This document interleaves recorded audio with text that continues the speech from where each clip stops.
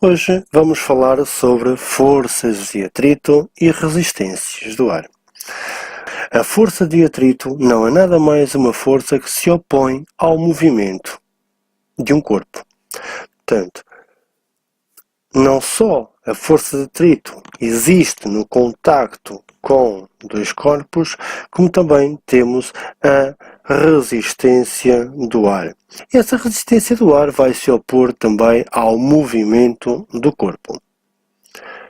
O exemplo do nadador, há forças que se opõem ao seu movimento na superfície de contacto com a água e com o ar. Por que motivo um caixote não desliza logo que se exerce uma força? Logo que se exerce uma força no caixote, surge uma força oposta e com igual intensidade. E esta força que se opõe, ela vai ser de igual intensidade à força exercida. Logo, uma vez que a nossa força resultante será nula, porque esta força opõe-se à força aplicada. Sendo força resultante nula, o caixote vai permanecer sempre em repouso. Quando é que o caixote se vai movimentar? Quando a força aplicada for superior à força oposta ao movimento, que é a tal força de atrito. Esta força de atrito resulta da interação das superfícies de contacto e, neste caso, impede o movimento do caixote.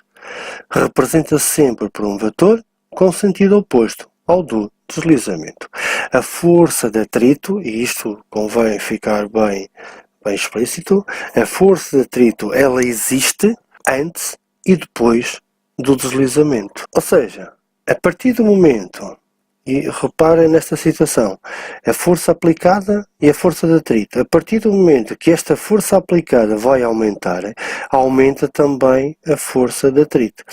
Mas a força de atrito só aumenta até uma certa altura.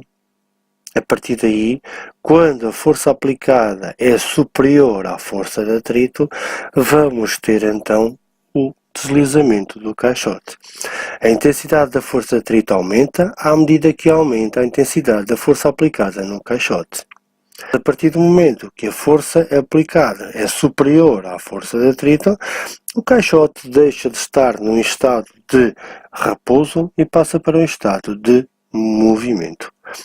Portanto, o deslizamento inicia-se no momento em que a intensidade da força aplicada é superior à força de atrito. E então tenho aqui que a força resultante vai ser igual à soma das duas, à força aplicada menos a força de atrito. Dará a minha força resultante. A força resultante passa a ser diferente de zero a partir do momento que existe então um movimento. O que acontece quando deixa de ser exercida força no caixote? Assim que essa força deixa de existir, as únicas forças aplicadas no caixote são a força de atrito. A única força responsável pelo repouso do caixote foi a força de atrito. Ao deixar de se exercer uma força no caixote, a força de atrito continua a existir enquanto houver movimento. Portanto, a força de atrito ela existe no deslizamento. Enquanto houver deslizamento, existem forças de atrito. Essa força de atrito vai fazer com que o caixote pare. E falando em força de atrito, falo então da intensidade das forças de atrito. De que é que depende a força de atrito? Bom, tenho aqui duas situações. Tenho um tampo de vidro e uma lixa rugosa. Se eu tiver o mesmo bloco sobre uma lixa e sobre um tampo de vidro, o que é que eu posso verificar? Verifico que, à medida que eu vou puxando o meu bloco, eu vou verificar e vejo que este apresenta 5 newtons. E na lixa apresenta 12 newtons. O que é que eu posso concluir? Vou concluir que numa superfície rugosa, A minha força de atrito é superior a uma superfície polida. Então, a minha força de atrito depende do tipo de superfície. E eu volto a referir, do tipo de superfície. Superfícies de contacto mais rugoso, maior intensidade da força de atrito. Outra situação é o peso. Eu tenho o mesmo bloco, mas aqui coloquei-lhe um outro por cima e aqui neste. Se eu for verificar a minha força de atrito, verifico que no que tem um outro bloco por cima apresenta uma maior intensidade. Então, como conclusão, eu verifico que a minha força de atrito é tanto maior quanto maior for o peso também. Portanto, a força de atrito não só depende da superfície, mas também depende do peso do corpo. Portanto, maior peso do corpo que se move, maior intensidade da força de atrito. Eu posso concluir da área de contacto. Menor superfície de contacto, maior superfície de contacto.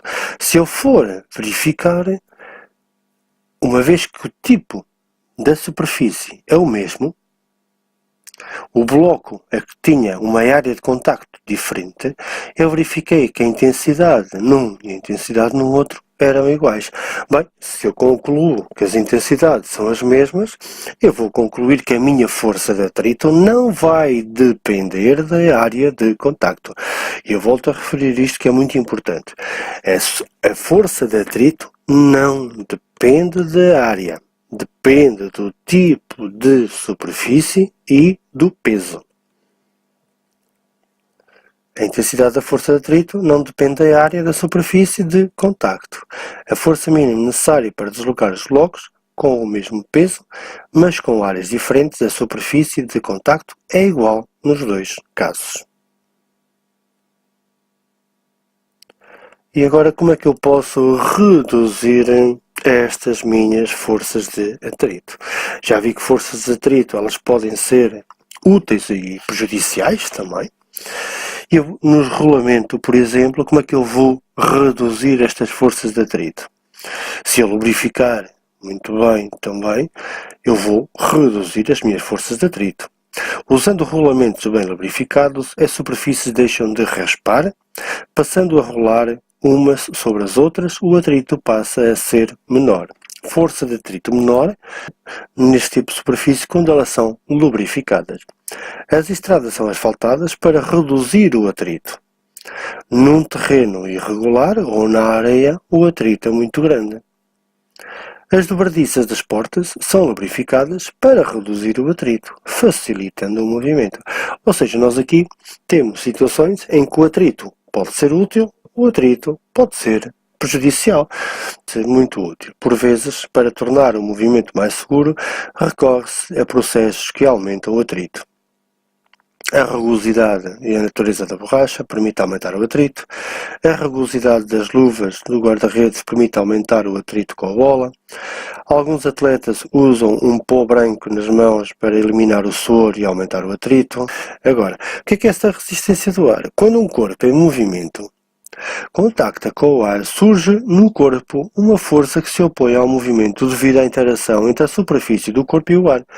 Ou seja, então, esta resistência do ar não é nada mais também uma força de oposição ao movimento. Se eu tinha a força de atrito, que era uma força de atrito de contacto com estas duas superfícies, neste caso, nesta viatura, seriam nas rodas de contacto com o solo, agora tenho o ar. O ar é uma opõe também ao meu movimento. Portanto, deixou de ser FA e passou a representar-se por R, força de resistência. As resistências, então, nós podemos reduzir e tornar a resistência útil. alterando a superfície de contacto, dando-lhe uma forma aerodinâmica e assim alcançar velocidades superiores. A nível de ciclistas também, dobram sobre a bicicleta para diminuir a força de resistência do ar e aumentar a velocidade. Sabemos que os ciclistas em contrarrelógio têm capacetes aerodinâmicos, dos comboios, dos aviões, por aí fora. Em síntese, a força de atrito surge sempre num corpo que desliza ou tenta deslizar em relação ao outro, antes ou depois do deslizamento, resulta da interação entre as duas superfícies de contacto, opõe-se ao deslizamento do corpo. É importante minimizar o atrito para facilitar o movimento, o que se consegue, por exemplo, reduzindo a rugosidade ou alterando a natureza das superfícies de contacto. O atrito é indispensável para que haja movimento e para o tornar seguro. Por vezes é importante aumentar o atrito, o que se consegue aumentando a aderência e a rugosidade das superfícies de contacto. Relativamente à resistência do ar, surge sempre num corpo que se movimenta no ar. Resulta da interação entre a superfície do corpo e o ar, opõe-se ao movimento do corpo. É importante minimizar esta força de resistência sempre que se pretende facilitar o movimento, o que se consegue, por exemplo, dando aos corpos formas aerodinâmicas. Quando é importante aumentar a força de resistência, aumenta-se a superfície de contacto com o ar e recorre-se a formas côncavas também. Espero que tenha sido útil e até à próxima aula.